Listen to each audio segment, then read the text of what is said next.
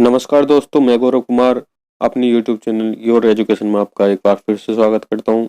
दोस्तों, आज हम घटना चक्र की जो सीरीज चल रही है भौतिक विज्ञान में, आज उसका 5वीं क्लास स्थूल पदार्थों के गुण के बारे में हम चर्चा करेंगे और इसके जितने भी विभिन्न परीक्षाओं में क्वेश्चन आए हुए हैं, जो भी महत्वपूर्ण क्वेश्चन है वो हम यहाँ पर डिस्कस करेंगे। तो बिना देर करे चलते हैं क्वेश्चन की तरफ। क्वेश्चन नंबर 1, वर्षा की बूंद की गोलाकार आकृति का कारण है। दोस्तों, ये सभी को पता है कि वर्षा की जो बूंद होती है उसकी गोलाकार आकृति का कारण जो होता है वो पृष्ठ तनाव होता है, इसलिए इसका ऑप्शन नंबर बी बिल्कुल करेक्ट होगा। अगले क्वेश्चन की तरफ चलते हैं। क्वेश्चन नंबर 2, पानी की बूंद गोलाकार होती है, इसका कारण भी पृष्ठ तनाव है। ये सेम क्वेश्चन है लेकिन अलग अलग क्वेश्चनों में अलग अलग जगहों पर आया हुआ है। ये क्वेश्चन बार बार रिपीट होता है, इसको जरूर याद रखना। देखिए, तीसरा भी इसी पर है। वर्षा की बूंदें गोलाकार होती हैं, ये क्यों होती हैं? क्योंकि जल में पृष्ठ तनाव होता है, इसलिए ऑप्शन नंबर सी बिल्कुल सही होगा। क्वेश्चन नंबर 4 की तरफ चलते हैं। आज थोड़ा स्पीड से करेंगे। द्रव बूंदों की संकुचित होकर न्यूनतम क्षेत्र घेरने की प्रवृत्ति का कारण है, इसका भी पृष्ठ तनाव आंसर होगा। आइए, इसमें आया हुआ है ऑप्शन नंबर ए इसका सही है। क्वेश्चन नंबर 5, नैनो द्रव्यों का सर्वाधिक महत्वपूर्ण गुण होता है। तो इसका जो महत्वपूर्ण गुण होता है वो घर्षण होता है, ऑप्शन नंबर बी। अगले क्वेश्चन की तरफ चलते हैं। क्वेश्चन नंबर 6, तेल जल के तल पर फैल जाता है क्योंकि, इसमें 4 ऑप्शन दे रखे हैं, चारों को पढ़ कर देख लेते हैं कौन सा हो सकता है इसमें। तेल जल की अपेक्षा अधिक घना होता है, गलत। तेल जल की अपेक्षा कम घना होता है, गलत। तेल का तल तनाव पानी से अधिक होता है, ये भी गलत। तेल का तल तनाव पानी से कम होता है, ये सही। इसका ऑप्शन नंबर डी सही हो जाएगा। अगले क्वेश्चन की तरफ चलते हैं हम। क्वेश्चन नंबर 6, मिट्टी का तेल पानी के ऊपर इसलिए तैरता है क्योंकि उसका घनत्व पानी के घनत्व से कम होता है, ऑप्शन नंबर बी बिल्कुल सही होगा। अगले क्वेश्चन की तरफ चलते हैं। क्वेश्चन नंबर 8, साबुन के बुलबुले के अंदर का दाब। इसमें 4 स्थिति दे रखी हैं, चारों में से पढ़ के देख लेते हैं। पहला है वायुमंडलीय दाब से अधिक होता है, ये बिल्कुल सही है। आगे हम पढ़ने की जरूरत ही नहीं है क्योंकि हमें पता है साबुन के जो बुलबुले के अंदर का दाब होता है वो वायुमंडलीय दाब से अधिक होता है। ठीक है, अगले क्वेश्चन की तरफ चलते हैं। क्वेश्चन नंबर 9, यदि साबुन के दो भिन्न भिन्न व्यास के बुलबुलों को एक नली द्वारा एक दूसरे के संपर्क में लाया जाए तो क्या घटित होगा? तो इसमें दोनों बुलबुलों का आकार वही रहेगा? नहीं, छोटा बुलबुला और छोटा व बड़ा बुलबुला और बड़ा हो जाएगा, ये बिल्कुल सही है। छोटा और छोटा हो जाएगा और बड़ा और बड़ा हो जाएगा, तो ऑप्शन नंबर बी इसका सही आंसर होगा। अगले क्वेश्चन की तरफ चलते हैं। क्वेश्चन नंबर 10, जब किसी साबुन के बुलबुले को आवेशित किया जाता है तो निम्न में से क्या घटित होता है? तो इसमें त्रिज्या बढ़ जाती है उसकी। अगले क्वेश्चन की तरफ चलते हैं। क्वेश्चन नंबर 11, एक ही पदार्थ से बने 4 तार जिनकी विमाएं निम्न दी गई हैं, अलग अलग बार एक ही बार भार से खींचे जाते हैं, उनमें से किस एक में अधिकतम दीर्घवृत्ति होगी? तो इसका जो आंसर होगा, इसका आंसर होगा ऑप्शन नंबर सी, 3 मीटर लंबाई और इतने एमएम वाला तार में। तो इसमें जो फॉर्मूला लगता है दोस्तों वो लगता है y बराबर F upon A upon delta L upon L. तो डेल्टा एल जो होगा वो अनुक्रमानुपाती हो जाएगा delta L, sorry, delta L अनुक्रमानुपाती होगा एल अपॉन आर स्क्वायर के। ठीक है, अगले क्वेश्चन की तरफ चलते हैं। क्वेश्चन नंबर 12, निम्नलिखित कथनों पर विचार कीजिए। यदि केशिकत्व की परिघटना नहीं होती तो निम्न में से क्या होता। ठीक है, ऑप्शन नंबर, इसमें ऑप्शन तो दे नहीं रखे, चार स्थिति दे रखी, उनमें से देखना कौन सी सही होगी। ठीक है, तो केरोसिन दीप का उपयोग मुश्किल हो जाता, ये बिल्कुल सही है। अगला, कोई मृत्यु पेय या उपभोग करने के लिए स्टोव का प्रयोग नहीं कर पाता, ये गलत है। शाही शोक पत्र काम करने में विफल होता, ये सही है। बड़े पेड़ जिन्हें हम अपने चारों ओर देखते हैं पृथ्वी पर नहीं उगते, ये बिल्कुल सही है, क्योंकि जब वो जो अ, धरती से खनिज पदार्थ और पानी की जो आपूर्ति करते हैं वो छाल द्वारा, और छाल में भी केशिकत्व की क्रिया होती है। अगली क्वेश्चन की तरफ चलते हैं। क्वेश्चन नंबर 13, निम्न में से किस एक के लिए केशिकत्व एकमात्र कारण नहीं है। तो इनमें से किसके लिए कारण नहीं है, ये होगा पौधे की जड़ों से जल का इसके पर्ण समूह की ओर बढ़ना, ये कारण नहीं है। ठीक है, अगले क्वेश्चन की तरफ, बत्ती वाले स्टोव में केरोसिन की बत्ती में ऊपर चढ़ने का कारण है। तो ऊपर चढ़ने का कारण क्या है, यह है पृष्ठ तनाव, ऑप्शन नंबर सी इसका सही होगा। अगले क्वेश्चन की तरफ चलते हैं। एक केस नली में जल की अपेक्षा एक तरल अधिक ऊंचाई तक चढ़ता है, तो इसका कारण है, इसका कारण क्या होता है दोस्तों, ये तरल का पृष्ठ तनाव जल की अपेक्षा अधिक होता है, ऑप्शन नंबर डी इसका सही आंसर होगा।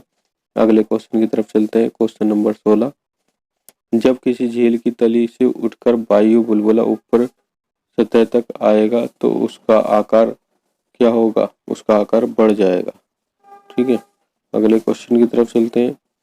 ताप बढ़ने के साथ द्रव की श्यानता पर क्या असर पड़ता है, द्रव की श्यानता घट जाती है, और श्यानता का मतलब जो होता है गाढ़ेपन से होता है, जो जितना गाढ़ा होगा उसमें उतनी ही ज्यादा श्यानता होगी। ठीक है, और जब किसी भी पदार्थ को हम गर्म करेंगे तो उसके गाढ़ापन हल्का हो जाता है, जिसकी वजह से श्यानता भी कम हो जाती है।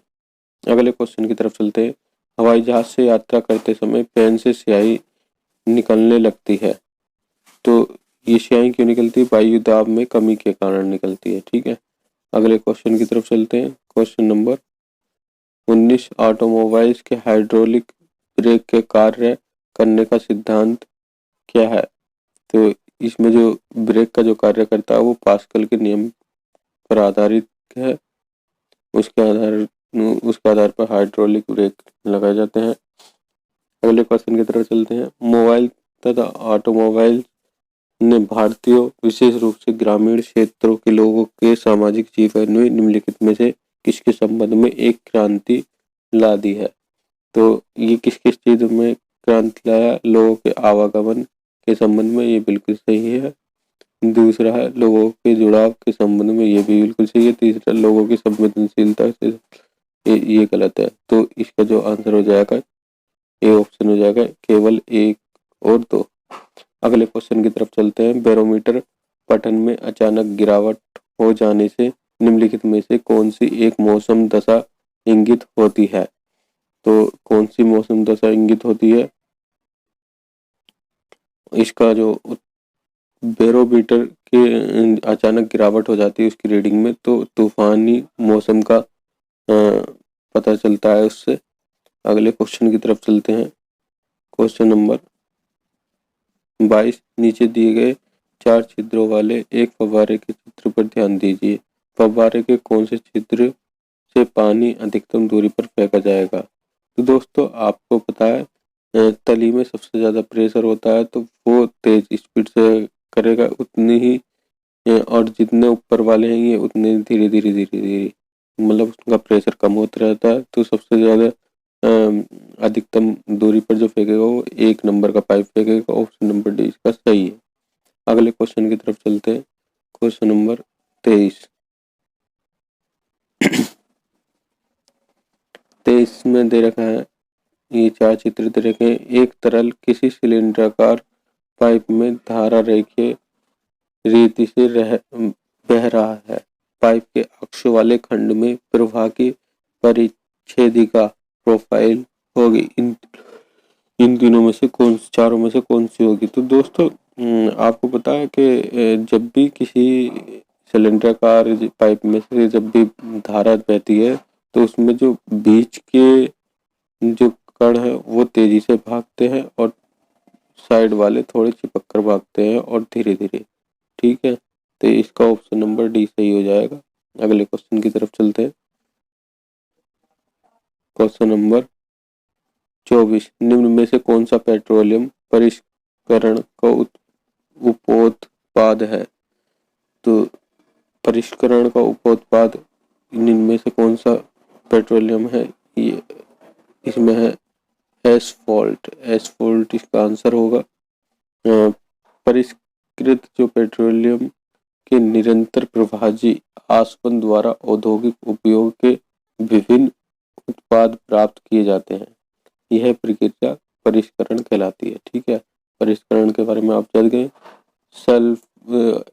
एसफॉल्ट पेट्रोलियम का परिशोधन करने के दौरान उत्पन्न होता है। ठीक है, अगले क्वेश्चन की तरफ चलते हैं। क्वेश्चन नंबर 25, कड़े जाड़े में झील की सतह हिमशीतित हो जाती है किंतु उसके तल में जल द्रव अवस्था में बना रहता है, यह किस कारण से होता है? ये जो होता है ये जल की सघनता 4 डिग्री सेंटीग्रेड पर अधिकतम होती है। ठीक है, 4 डिग्री सेंटीग्रेड पर अधिकतम होती है, जिसकी वजह से ऊपर परत बन जाती है और नीचे का ताप वही का वही बना रहता है, जिसकी वजह से मछलियां भी जिंदा रहती हैं तालाब के पानी में। शीतकाल में जब झील की ऊपरी सतह का पानी बर्फ में बदल जाता है फिर भी जलीय जंतु जीवित रहते हैं। तो ये क्यों रहते हैं दोस्तों? अभी मैंने आपको बताया, पानी का जो घनत्व 4 डिग्री सेंटीग्रेड पर सबसे अधिक होता है, जिससे बर्फ की ऊपरी सतह के नीचे पानी रहता है। अगले क्वेश्चन की तरफ चलते हैं। बर्फ जमा झील के अंदर मछलियां जीवित रहती हैं, ये क्यों रहती हैं? इसका अभी आंसर दिया था हमने। झील की तली पर जल नहीं जम पाता है। ओके, सिर्फ ऊपर ही रहता है, नीचे नहीं जमता जल। क्वेश्चन नंबर 28, वस्तु की मात्रा बदलने पर अपरिवर्तित रहता है। वस्तु की मात्रा बदलेंगे तो क्या परिवर्तित रहेगा? उसका घनत्व वही रहता है। ठीक है, और घनत्व का जो सूत्र होता है, घनत्व 2 चीजों पर निर्भर करता है, द्रव्यमान बटे आयतन। ठीक है, वस्तु का घनत्व उसके द्रव्यमान तथा आयतन के अनुपात पर निर्भर करता है। ठीक है, और तो मात्रा पर निर्भर करते ही नहीं है। अगले क्वेश्चन की तरफ। क्वेश्चन नंबर 29, पानी का अपेक्षित घनत्व सर्वाधिक निम्नलिखित ताप पर होता है। किस ताप पर होता है? 4 डिग्री सेंटीग्रेड पर। ऑप्शन नंबर बी इसका सही हो जाएगा। अगले क्वेश्चन की तरफ चलते हैं। क्वेश्चन नंबर 30, किस ताप पर पानी का घनत्व अधिकतम होता है? वो 4 डिग्री सेंटीग्रेड पर होता है। ऑप्शन नंबर ए इसका सही हो जाएगा। अगले क्वेश्चन की तरफ चलते हैं। क्वेश्चन नंबर 31, जल का अधिकतम घनत्व होता है। जल का जो अधिकतम घनत्व होता है वो दोस्तों 277 केल्विन पर होता है और 4 डिग्री सेंटीग्रेड पर होता है। ठीक है, ये दोनों तरीके से पूछ लेता है, ये याद रहना चाहिए। अगले क्वेश्चन की तरफ चलते हैं। क्वेश्चन नंबर 32, कथन दे रखा है, लोहे का एक गोला पारद पर तैरता है किंतु पानी में डूब जाता है, और कारण लोहे का अपेक्षित घनत्व पारद के अपेक्षित घनत्व से अधिक होता है। तो इसमें 2 कंडीशन दे रखी है, और जिसमें कि पहली तो बिल्कुल सही है, दूसरा गलत है। तो इसका जो आंसर हो जाएगा वो ऑप्शन नंबर सी हो जाएगा। ए सही है परंतु आर गलत है। ओके, अगले क्वेश्चन की तरफ चलते हैं। लोहे की कील पारे पर क्यों तैरती है जबकि वह पानी में डूब जाती है? ये भी अच्छा क्वेश्चन है, यूपीपीसीएस में आया हुआ क्वेश्चन है। तो वो क्यों डूब जाती है पानी में? क्योंकि लोहे का जो घनत्व लोहे का घनत्व पानी से अधिक होता है और पारे से कम होता है, इसलिए पारे पर तैरती है, पानी में डूब जाती है। अगले क्वेश्चन की तरफ चलें। एक सुई पानी में डूब जाती है जबकि लोहे से बनी जहाज पानी पर तैरता रहता है, तो वो क्यों तैरता रहता है? आप सभी को पता ही है। सुई का अपेक्षित घनत्व उसके द्वारा हटाए हुए पानी के अपेक्षित घनत्व से अधिक होता है, इसलिए वो डूब जाती है और पानी का जहाज नहीं डूब पाता है। लोहे की सुई पानी की सतह पर किस कारण से तैरती है? तो ये भी अच्छा क्वेश्चन है। ये लोहे की सुई पानी के सतह पर किस कारण से तैरती है? वो तैरती है पृष्ठ तनाव के कारण से। पृष्ठ तनाव की वजह से तैरती रहती है, जिसकी वजह से वो नीचे नहीं जाती। एक कुएं से पानी की बाल्टी को ऊपर खींचते हैं तो हमें महसूस होता है कि बाल्टी क्या महसूस होते हैं? पानी की सतह से ऊपर भारी हो जाती है। ये तो है, बाल्टी हो या कोई भी भारी चीज आप पानी में उठाएंगे तो वो हल्की महसूस इसलिए दिखाई देती है क्योंकि उसे पानी भी नीचे से ऊपर धक्का मार रहा होता है, और जब वो पानी की सतह से ऊपर आ जाती है तो फिर उसमें उसका वजन प्रतीत होता है, जो असली वजन है उसका भार है। अगले क्वेश्चन की तरफ चलते हैं। एक भारीन गुब्बारे में 200 ग्राम जल भरा गया है, इसका जल में भार कितना होगा? तो इसका जो जल में भार होगा वो 0 होगा, ठीक है, 0 होता है। अगले क्वेश्चन की तरफ चलते हैं। Question number 38। मथने के पश्चात क्रीम का दूध से पृथक हो जाने का कारण है। जब हम दूध को मथते हैं तो उसमें से घी जो निकल आता है वो किस बल के कारण होता है? अब केंद्रीय बल के कारण अलग होता है। अगले क्वेश्चन की तरफ चलते हैं। 39 क्वेश्चन नंबर। बादलों के वायुमंडल में तैरने का कारण उनका कम क्या है? ताप, वेग, घनत्व या दाब? तो इसका जो आंसर होगा घनत्व होगा, ऑप्शन नंबर डी, घनत्व। अगले क्वेश्चन की तरफ चलते हैं। Question number 40। निम्न में से कौन सा तत्व सबसे पहले कृत्रिम रूप से उत्पादित किया गया था?